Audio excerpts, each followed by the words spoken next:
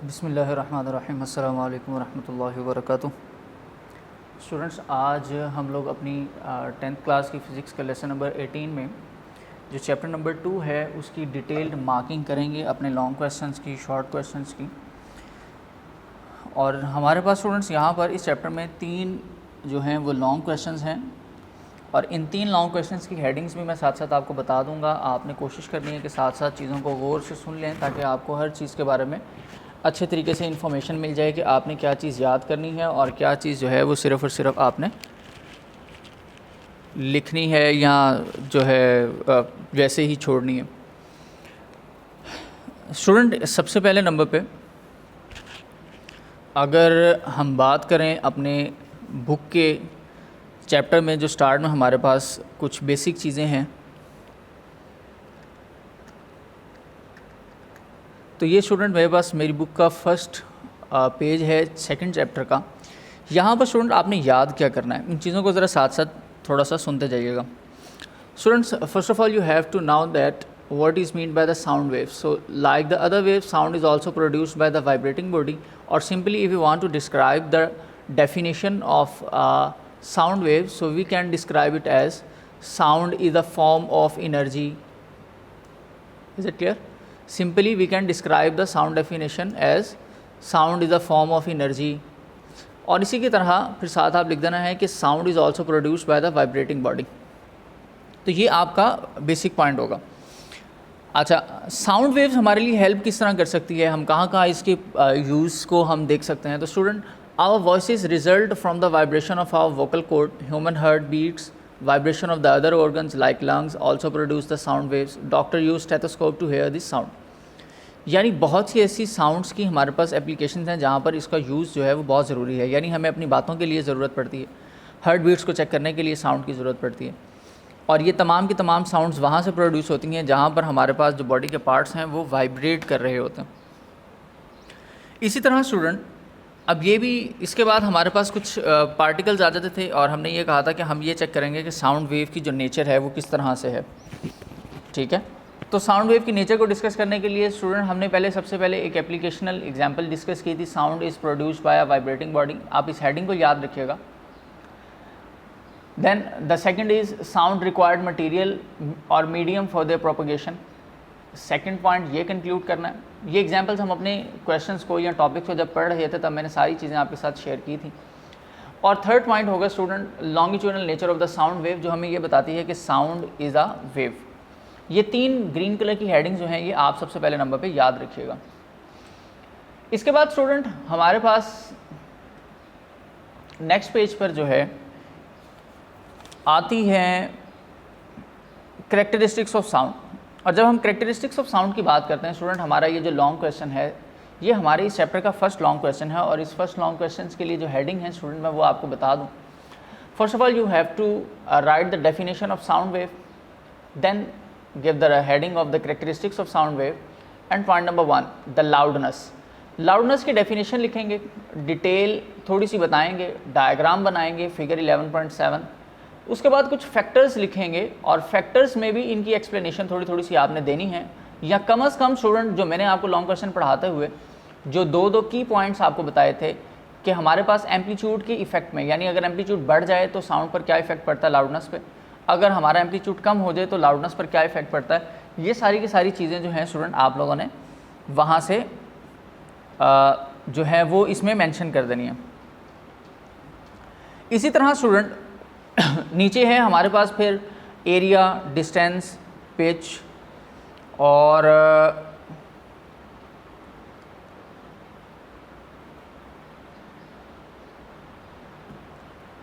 Distance, physical condition of air, ये को बहुत ही एक इंपॉर्टेंट पॉइंट था, ये आपने साइड पर मेंशन लाजमी करना। इसी तरह पिच की डेफिनेशन, इसके लिए डायग्राम, फैक्टर, और फैक्टर्स के अंदर पिच के जो फैक्टर्स हैं स्टूडेंट हमारे पास उसमें एक सिर्फ फ्रीक्वेंसी था। क्वालिटी की definition, detail diagram of wave and figure 11.9। इसी तरह स्टूडेंट इंटेंसिटी के लिए इसकी definition, detail diagram of wave, और ये डायग्राम स्टूडेंट मैंने आपको बनाई थी आपके टॉपिक के स्टार्ट में जब मैं पढ़ा रहा था, तो आप वहाँ से वो जो डायग्राम थी वो यूज़ करके यहाँ पर लिख सकते हैं, बना सकते हैं।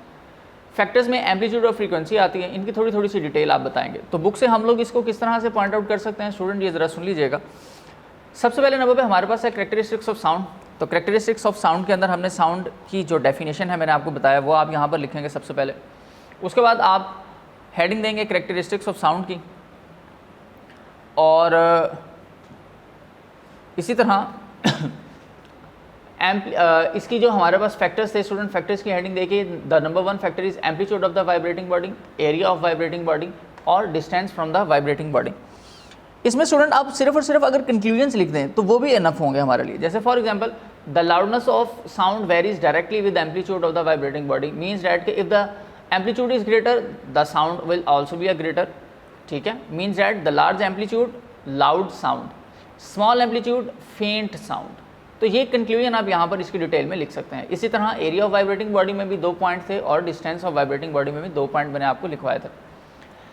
पिच की आप स्टूडेंट डेफिनेशन लिखेंगे, इसकी डिपेंडेंस लिखेंगे, it depends upon the frequency, और फ्रीक्वेंसी में इसका जो चेंज है क्या होगा, higher pitch means a higher frequency and vice versa, the lower pitch means the lower frequency. और इसके लिए डेफिनेशन स्टूडेंट आप यहाँ पर ये इसकी डायग्राम आप बनाएंगे और ये बता देंगे कि इसमें श्रिल और ग्रेव का डिफरेंस क्या है, श्रिल साउंड किन की होती है और जो ग्रेव साउंड है वो किन की होती है। For example, the frequency of voice of ladies and children is higher than of man, so the voice of ladies and children is shrill and of high pitch. So ये conclusion student आप paragraph का यहाँ से लिख सकते हैं।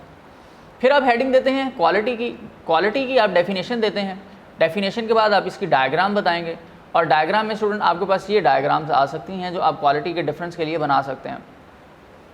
अच्छा, इसी तरह स्टूडेंट इसकी भी आपने एक्सप्लेनेशन में बताना है कि क्वालिटी के ऊपर किस तरह से डिपेंड करती हैं और चेंजिंग क्या आती हैं। तो हम ये लिख सकते हैं, we can distinguish between the notes of piano and flute being played inside the room and this is due to the difference in the quality of these notes. Simply आप इतनी सी बात भी अगर लिख देंगे तो ये एनफ है। नेक्स्ट पेज पे स्टूडेंट हमें मिलती है इंटेंसिटी। तो यहाँ पर सबसे पहले अब हम इंटेंसिटी की डेफिनेशन, इसके यूनिट के बारे में बताएंगे, इसके फैक्टर्स के बारे में बताएंगे। इसका फैक्टर स्टूडेंट हमारे पास है था एम्पलीट्यूड एंड फ्रीक्वेंसी, और इसी तरह इसके लिए डायग्राम जो मैंने आपको क्वेश्चंस पढ़ाते हुए बताई थी आप वो यहाँ पर मेंशन करेंगे। तो ये स्टूडेंट आपका जो एक लॉन्ग क्वेश्चन था वो कंप्लीट हो जाएगा। फिर हमारे पास स्टूडेंट आता है second long question. Second long question की अगर मैं डिटेल की तरफ चलूँ तो स्टूडेंट यहाँ पर देखिएगा, we have to find and explain the sound level. So first of all you have to write the definition of sound intensity, the unit of intensity जो आपने प्रीवियस टॉपिक में भी लिखा। एक्सप्लेनेशन के अंदर स्टूडेंट आपकी एक्सप्लेनेशन की सिर्फ आपने हेडिंग दे देनी है ताकि आपके पॉइंट्स क्लियर हो जाए, बहुत ज़्यादा डिटेल ढूंढनी ना पड़े, आपको ऑलरेडी मिल जाए। जो पेपर्स चेक करने के लिए आते हैं या जो भी हैं वो आपके टीचर्स को आसानी से पता चल जाए कि इसमें पॉइंट किस तरह से हमने क्लियर करने हैं। और स्टूडेंट इसी तरह अब ये हेडिंग्स कुछ लिखी हैं, intensities of loud and faint sound, Alexander Graham Bell, Weber Fechner law, intensity level, unit of intensity level and decibel. तो स्टूडेंट इसके लिए बुक से अगर मैं मार्किंग आपको बताऊं तो सबसे पहले नंबर पे आप साउंड इंटेंसिटी की डेफिनेशन देंगे, इसका यूनिट मेंशन करेंगे, and then you have to give the और write the explanation. So in explanation the first heading is intensities of loud and faint sound and which are starting from the human ear responds to the intensities ranging from this 10 to the power minus 12 watt per meter square to more than 1 watt per meter square which is loud enough to be a painful। तो student यहाँ painful तक आपकी ये first 2 and the painful, the starting word of the third line is, this is the detail for the heading of intensities of loud and faint sound। इसके बाद student आपके पास एक heading आती है अलेक्जेंडर ग्राहम बेल, और उसकी detail में आप यहाँ से लिखेंगे, yes you may have to start from this, 10 raised to power minus 12 watt per meter square is taken as a reference intensity and called zero bell, a unit named after Alexander Graham Bell। Student बस simple ये 2 लाइनें आप यहाँ mention करेंगे। अच्छा, इसी तरह जब आप ये मेंशन कर दें तो और ज़्यादा अच्छा अगर हो जाएगा कि हम ये डिटेल भी लिख दें, जैसे for example the loudness of sound depend not only on the intensity of sound but also on the physical condition of air. यहाँ तक आप अपनी बात को कंप्लीट कर लीजिएगा। फिर थर्ड हेडिंग आती है हमारे पास वेबर फेचनर लॉ, और वेबर फेचनर लॉ के लिए स्टूडेंट आप यहाँ से लिखना शुरू करेंगे, this is the Weber Fechner law, the loudness of sound is directly proportional to the logarithm of intensity. ये डेफिनेशन है वेबर फेचनर लॉ की। अब यहीं से लेकर ये इक्वेशन 11.1 तक जो है वो इस चीज़ को सिर्फ और सिर्फ मेंशन करेंगे। इसी तरह स्टूडेंट इसके बाद आपके पास एक आ जाता है प्रोपोर्शनैलिटी कांस्टेंट, और प्रोपोर्शनैलिटी कांस्टेंट आपको पता है कि यहाँ पर हमारे पास k था, और जो k की वैल्यू है स्टूडेंट वो आप यहाँ मेंशन करेंगे। और इसी तरह स्टूडेंट जब आप यहाँ तक आ जाएं तो इसके बाद फिर आपने k की कांस्टेंट की वैल्यू को डिस्क्राइब करने के बाद फिर आपने एक और हेडिंग देनी है स्टूडेंट, और वो स्टूडेंट हेडिंग आपके पास ये होगी इंटेंसिटी लेवल ऑफ साउंड या साउंड इंटेंसिटी लेवल। आप इनमें से कोई एक हेडिंग जो है स्टूडेंट वो दे सकते हैं, और जब वो आप हेडिंग दे दें तो आप डिटेल यहाँ से कुछ लिखना शुरू करेंगे। Let L not be the loudness of the faintest audible sound of the intensity, और ये कंप्लीट वैल्यूज़ आप यहाँ तक लिखेंगे। इसी तरह ये यहाँ से ये कंप्लीट वैल्यू लिखते लिखते आप 11.3 तक स्टूडेंट जो है वो आप अपना काम कंप्लीट करेंगे। ये सारी डिटेल होगी इंटेंसिटी लेवल की। इसके बाद स्टूडेंट फिर आप हेडिंग देते हैं यूनिट ऑफ इंटेंसिटी लेवल। जब आप यूनिट ऑफ इंटेंसिटी लेवल की बात करते हैं तो स्टूडेंट आप फिर ये लिखेंगे the value of k depends not only on the unit of the I and I not but also on the unit of intensity level. अब ये वैल्यू स्टूडेंट आप पूरा पैराग्राफ लिखेंगे, और पूरा पैराग्राफ के बाद आपने स्टूडेंट एक ये इक्वेशन लिखनी है, और सेम एक पॉइंट यहाँ से लिखना है generally a smaller unit called decibel is used. Decibel is abbreviated as dB. It must be remembered that 1 bell is equal to 10 b. ये दो लाइनें स्टूडेंट आप लिखेंगे जनरली से 10 dB तक, और ये लास्ट इक्वेशन आप यहाँ पर मेंशन कर देंगे। ये आपके पास जो डिटेल होगी स्टूडेंट, अब यहाँ तक आपका समझें कि आपकी तमाम की तमाम हेडिंग्स और उनकी डिटेल्स भी पूरी हो जाती हैं, और आपका जो लॉन्ग क्वेश्चन है वो भी कंप्लीट हो जाता है।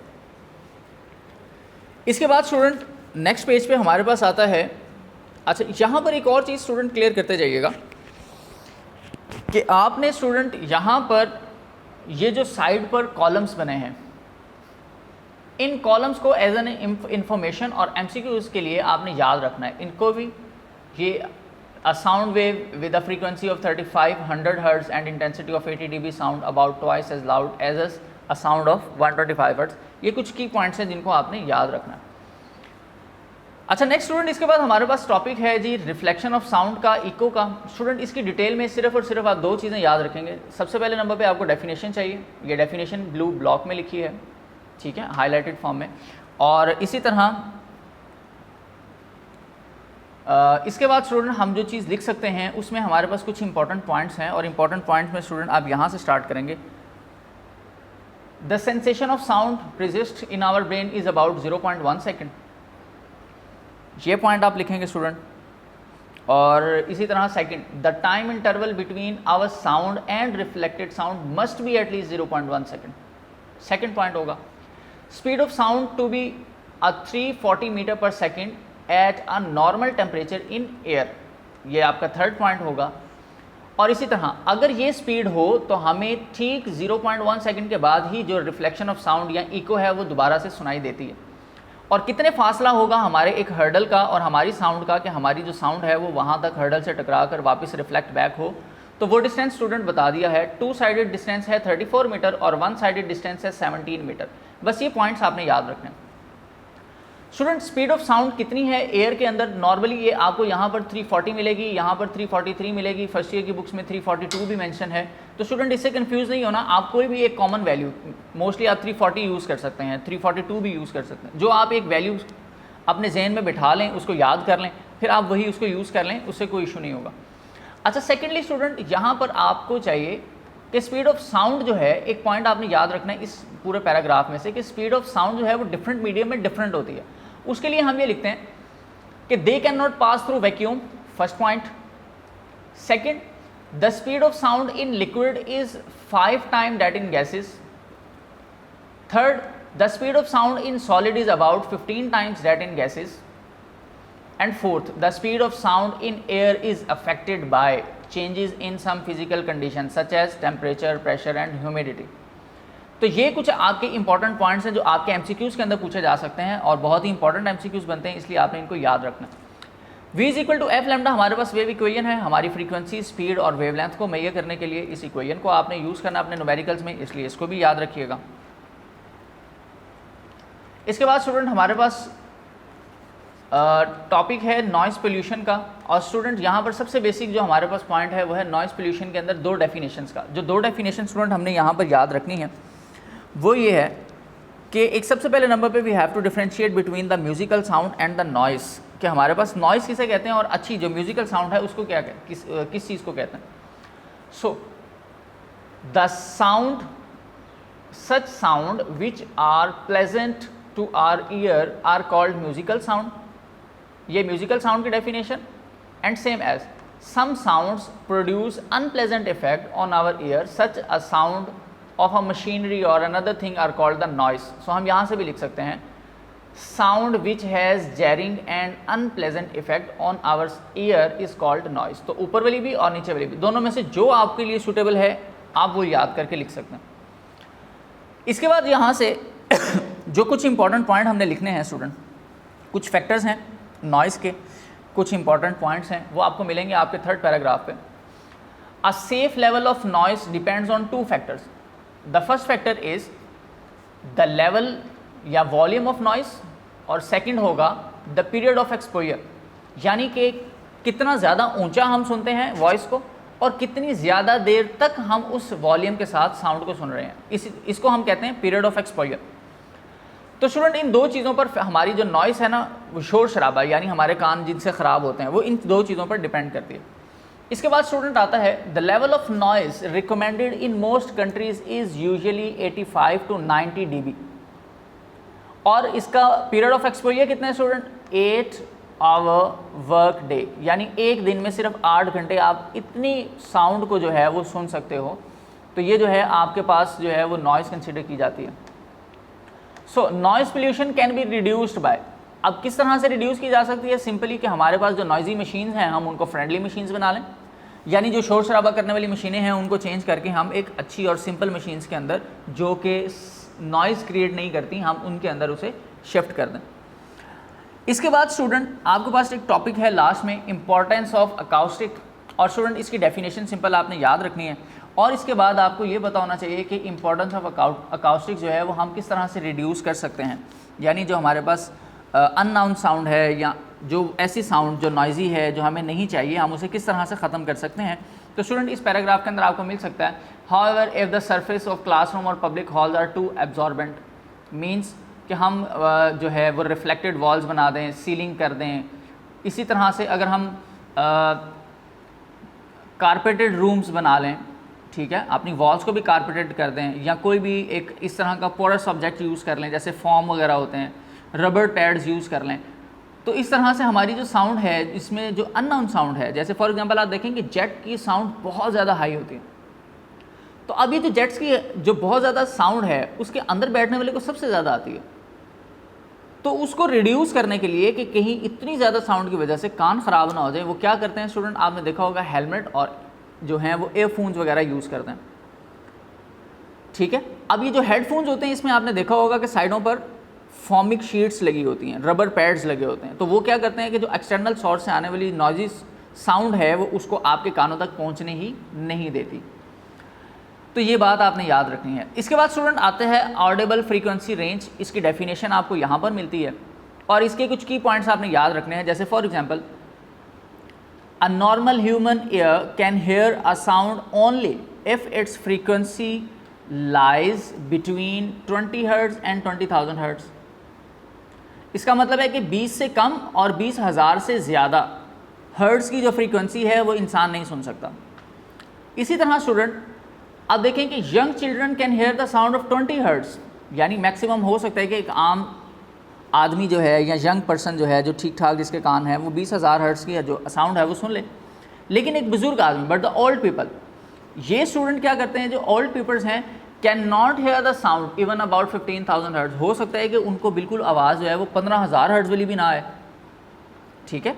तो इसका मतलब क्या है कि वो इतनी ऊंची आवाज़ भी शायद ना सुन सकते हो। तो अब क्या है कि उनके लिए बहुत ज़्यादा ऊंचा बोलना पड़ता है, ऐसे बुज़ुर्गों के लिए जिनके कान थोड़े से ख़राब है।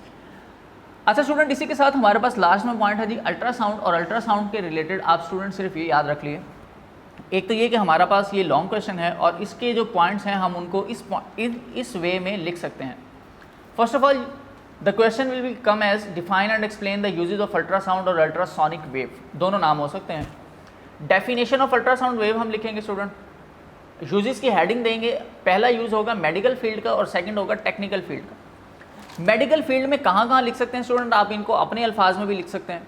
मैंने कुछ पॉइंट्स लिखे हैं, जैसे for example to diagnose as different diseases, scaling अतीत, रिमूव द किडनी स्टोन, यानी दांतों को ठीक करने के लिए, किडनी में से जो पथरी है उसको निकालने के लिए, इंटरनल ऑर्गन्स के जो व्यूज़ हैं उनको देखने के लिए, ब्लड क्लॉट्स को ख़त्म करने के लिए, और जो कैंसर के ट्यूमर्स हैं उन्हें ख़त्म करने के लिए, और इसी तरह लास्ट में लिखा है sir for picture of the thyroid gland, यानी ये हमारे गले का जो प्रॉब्लम वगैरह होता है उसको भी देखने के लिए या पिक्चर उसकी ठीक करने के लिए, पिक्चर टेक करने के लिए, ताकि हम उसको अच्छे तरीके से डायग्नोस कर सकें कि क्या प्रॉब्लम है, तो हम जो है वो यहाँ पर यूज़ करते हैं।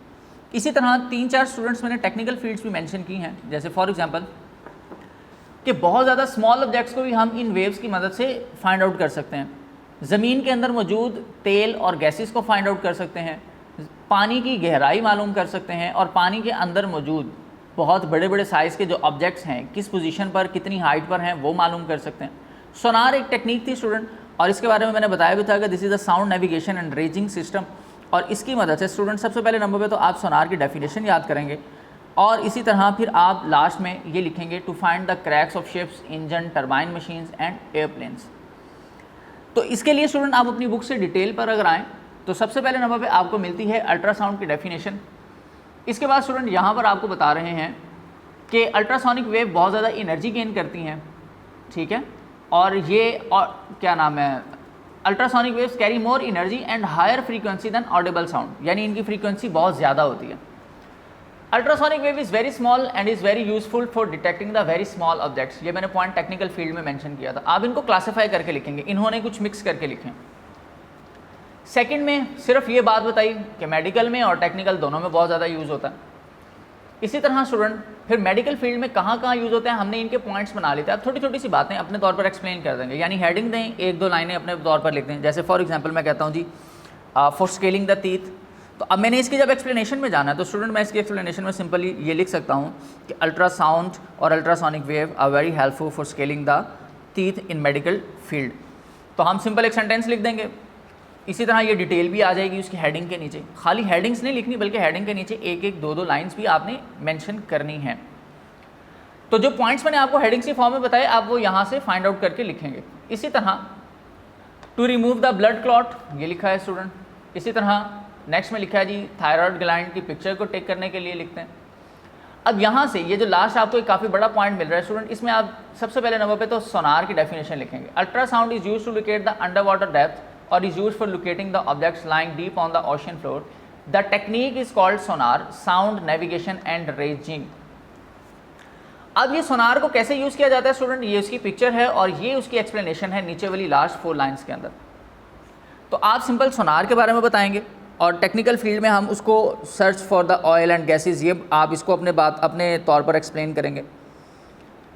और लास्ट में स्टूडेंट हमारे पास जो सोनार है उसके लिए हम कहते हैं is also use to see the shape and size of the object, यानी अंडर वाटर डेप्थ के अंदर फॉर एग्जांपल अगर कोई बहुत बड़ी जो है वो फ़िश आ गई है तो हमें उसका साइज़ कितना है, वो कितनी गहराई में है, तो ये चीज़ें मालूम करने के लिए भी हम इसको यूज़ करते हैं। और लास्ट पॉइंट में स्टूडेंट एक ये चीज़ टेक्निकल फील्ड का कि हम इसके अंदर हैवी मशीनरी हो जाए, turbines, engine of ships and airplanes due to the excessive use, और बहुत बड़े बड़े होते हैं तो फिर उनके भी जो प्रॉब्लम्स हैं उनको डिटेक्ट या फाइंड आउट करने के लिए हम लोग क्या करते हैं कि इस सोनार की टेक्निक को यूज़ करते हैं, और इस सोनार की टेक्निक के अंदर हम अल्ट्रासोनिक वेव या अल्ट्रासाउंड वेव्स को यूज़ करते हैं। और लास्ट में मेडिकल फील्ड स्टूडेंट जो शायद मे भी मेरे से मिस हो गया वो ये है कि to kill the germs and bacteria, ठीक है, germs and bacteria and liquids can also be destroyed by using the high intensity ultrasonic wave. तो एक ही हेडिंग देकर killing the germs and bacteria आप ये एक पॉइंट भी लिख सकते हैं। तो स्टूडेंट यहाँ पर ये आपकी डिटेल्ड मार्किंग जो थी मैंने प्रॉपर हेडिंग्स के साथ भी आपको बता दिया सेपरेटली, और बुक के साथ भी आपको तरतीब में तमाम की तमाम चीज़ें जो हैं वो पॉइंट आउट करवा दें कि क्या क्या चीज़ें आपने याद करनी है और क्या क्या चीज़ें आपने याद नहीं करनी। उम्मीद है स्टूडेंट्स आपके जितने भी तहफ़्फ़ुज़ात हैं वो सारे के सारे क्लियर हो चुके होंगे, आपके जितने भी इश्यूज़ हैं वो इंशाल्लाह रिज़ॉल्व हो चुके होंगे। और अगर फिर भी कोई स्टूडेंट इशू हो तो आप कमेंट में बता सकते हैं, पूछ सकते हैं, अपनी अपनी ब्रांचेस के जो टीचर्स हैं उनसे अपने जो कोऑर्डिनेटर्स हैं उनसे रब्ता करके आप जो है वो सारी डिटेल पूछ सकते हैं। ठीक है स्टूडेंट, तो इसी के साथ मुझे इजाज़त दीजिए। इंशाअल्लाह ताला हम कल अपने लेसन के अंदर अपने MCQs और कुछ शॉर्ट क्वेश्चंस को डिस्कस करेंगे। तब तक के लिए अल्लाह हाफ़िज़।